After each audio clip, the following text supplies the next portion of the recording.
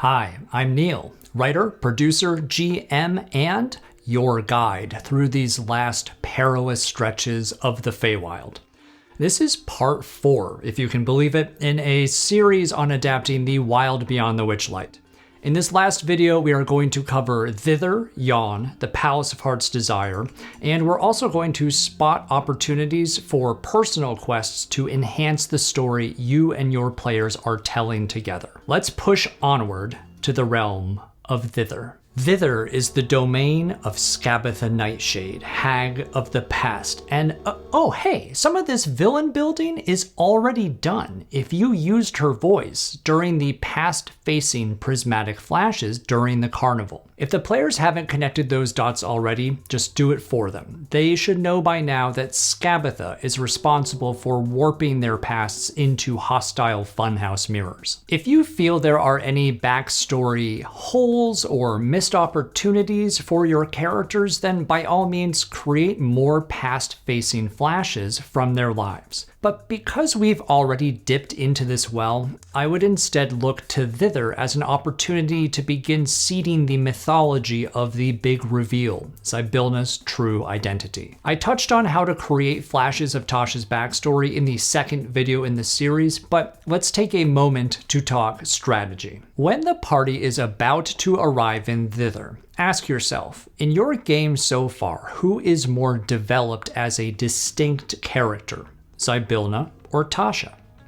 Maybe make a little list, like how many times have you described or name-checked Tasha? Who has described her? What does the party know about her? And how many times have you described or name-checked Zybilna? Who's had a relationship with her? Like, what have the denizens of Prismere said about her? If one of them feels more developed than the other, put yourselves in your player's shoes and guess. If you laid out a bunch of flashbacks of a mysterious witch's origin story, who would they think these stories belong to? You may need to steer them in the direction that best suits you. If you are using the model that I've been presenting so far, we probably need to develop Tasha and fast. This is just a symptom of the premise because nobody in Prismere knows that Tasha is even here, so they can only develop Zybilna. And yet, the adventure is funneling the players toward a very prominent portrait of Tasha in the family tree room of Loomlurch. Smart players may begin to wonder, why is there so much Tasha in this adventure unless Tasha is in the adventure? Which reminds me, the map of Prismere included with the book 100% features Tasha, tattoo and all, in the 2 upper corners. Just know that. Maybe hide it. It really depends on what you are planning, but at least track what players are saying, what they are noticing about this woman's ubiquity, and then use flashes of her past to play with or against your players' expectations. In addition to prepping your flashes of Tasha, I'd recommend spending some thought on the wanted posters scattered throughout Thither. There is a good chance that your PCs will be encountering them immediately upon entering the realm. On each flyer, Skabatha offers a reward in exchange for the capture of Will, an ostensibly 11-year-old boy. Remember that each flyer constitutes a full-on hag bargain. And although the table in the book is a fun place to start, this is another opportunity to craft more customized temptations based on what you know of your party so far. Okay, another sidebar.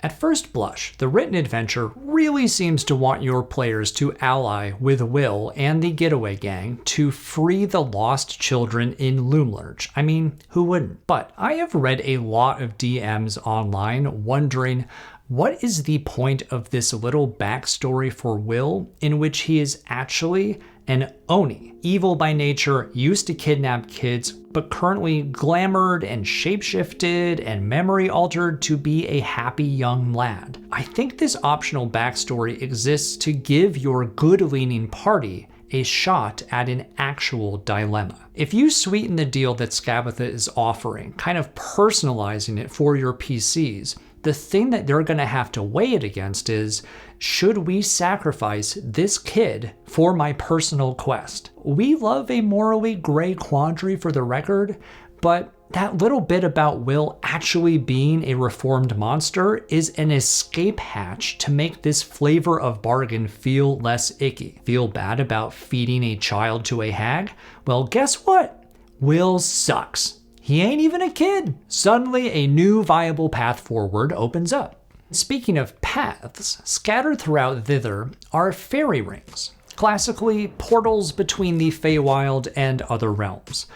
There are some fun encounters in the written adventure and some mechanics around whether the rings are corrupted or uncorrupted, but in addition to that, the fairy rings can be your gateway to bite-sized personal quests. In the last video, I posed the question, what happens when one of your PCs gets so excited by the content of the prismatic flashes that they begin to pull their attention away from Prismeer?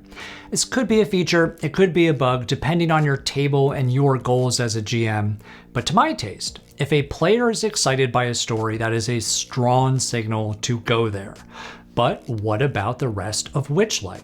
If the spirit moves you and one of your character's personal quests is developing at such a pace that you are inspired to create a small 1 or 2 session digression out of the Feywild to complete the quest, the fairy rings make that possible. These can be a satisfying way to advance a character's story or endow them with a magical item even after their lost thing has been retrieved. Just make sure the whole party knows that there is some form of reward or advancement for everybody, even if the narrative is centered around one character. And then make that true. Time passes strangely in the Feywild. Prismeer can be much as they left it when the characters return. Or if you want to stay within the sandbox of Prismeer, just make it clear that the party may not be strong enough to pursue a distracting personal quest at this time, adding urgency to retrieving the lost things, stabilizing Prismeer, and above the table, leveling up in the process. But at minimum, note that those fairy rings are two-way portals. And remember, we are always looking for easy ways in which an NPC or a faction of personal significance to the characters can make their way into Prismeer as these backstories converge onto the quest for the lost things. We're starting to get deep enough in the adventure that I can't offer as many specifics, but here is one last heads up about Thither. Think hard about Zorak and Elkhorn. They're the party's first encounter with the League of Malevolence. Look ahead and consider carefully if these two factions will resonate with your players. All of the work that we have put into the prismatic flashes, past and present, are to generate an organic alternative to these factions. Even if you don't know yet how you are going to replace these factions in the Palace of Heart's Desire, you're more likely to have an engaged player help you figure out what that story is if they have a personal connection to the NPC. You know what? While we're thinking about the future, let's just go there. Mist whips around you, borne on a cold wind. A crack of thunder nearly splits your eardrums, and in the ringing that follows, tick, tick, tick, tick, tick, tick, tick, as of a clock speeding up, hurtling you forward into Yon, domain of Endelyn Moongrave, Hag of the Future. Following the pattern thus far, by now you can probably guess where this is going. Prismatic flashes of the future. These are illusory glimpses of the PC's futures as manipulated and distorted by Endelyn. Generally, bitter ends. The same template for the past flashes applies. You can either do a direct rendition of a scene and warp it into a combat encounter, or you could present a Feywild Funhouse version in which revealing the details of Endelyn's prophecy is part of the fun. By now, we're not really introducing new story threads. We are extrapolating the work that we've already done collaboratively with the players at your table. Your only job is to posit a choice that a PC may have to make in the future. Two roads diverge in the woods, and only one of them leads to this future flash. In addition to playing them as random encounters, which can be spread across the trek through Yon, there are some locations in Yon especially suited to slotting these flashes in seamlessly. The Pageant Wagon, the Wish Stones, Endelyn's Amphitheater, the magic mirrors in the dressing room, the Orrery of Tragedies. any one of these features can be tweaked to provoke a prismatic flash of the future without any heavier lifting on your part. By now, you know what I'm going to say about Skilla, aka Charme. Same note as Zarok and Elkhorn, can she be easily reskinned to be someone with a personal connection to one of your PCs? You know what? In fact, fuck it. Let's just flash forward further still, arriving now in the Palace of Heart's Desire. Now we really have to talk about these Greyhawk characters. Look, you may love them, and I hold space for nostalgia. If they mean something to your players, great, your life is so much easier. But if you have put the work into prismatic flashes through the 4 preceding chapters, then I can only assume that you have got a richer set of NPCs and relationships to draw from. Flex the rules of the time freeze in the palace to be more of a ongoing trap or kind of a ripple effect rather than a one-time historical event.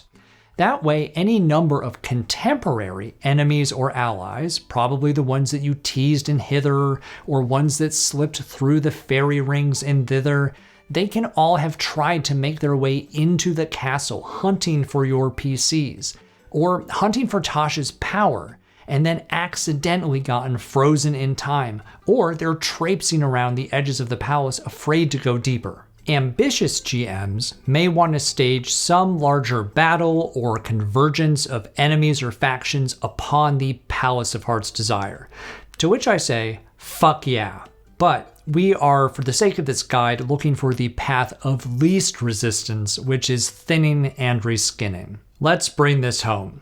If you are using the Lost Time mythology tweak, then once Tasha is freed, consider having her explain not just what happened to her in the palace, but how her own experimentations in slowing time / preventing cronehood resulted in the fracturing of her persona into her sisters, the Hourglass Coven. Tasha is ultimately responsible for the existence of the prismatic flashes, and should you choose, she can be aware of everything the characters have seen of themselves or for themselves in the future. How you play Tasha in this final moment depends a lot on whether you want to end the adventure with her or if you want to springboard your characters into new adventures as you develop a larger campaign. At my table, Tasha's obsession with lost time is the most relatable facet of her character, and the work that we put into the lost things, those questions we asked way back in session 0, they're still there for the taking. By now the party has regained their things, but surely something is still missing, right? Connecting what Tasha lost with what your characters learned may be a shortcut to empathy, but there is still room for villain shit. Like Tasha failing to learn her lesson from the fracturing of Prismere. Once wishes are granted and order is restored, Tasha might launch herself into another plane to make up for lost time, with a strong implication of a return to her older, darker ways. A gateway to chasing Tasha across the multiverse? A hook into adapting another module? A threat that simmers as your characters chase the personal quests that you have laid before them? Only you know. With love and thanks to the Wild Beyond the Witchlight, you stand now at the precipice of the next world, ready to be shaped by your collaboration with your players. Thank you so much for watching these videos. It feels a little silly to be opining about an adventure that has been out for so long, but this has been kind of a love letter to this book, which took care of me as I embarked on my GM journey. I originally planned to make just one short video as a companion to the PDF guide, but apparently I really like talking about D&D, and I can't tell my players all of my secrets. So hopefully I've inspired you to take a closer look at Witchlight, or maybe this framework sparks an adaptation strategy in whatever you are running next. I'd love to know how it works for you, if it works for you, so drop a line. After all, collaboration is connection.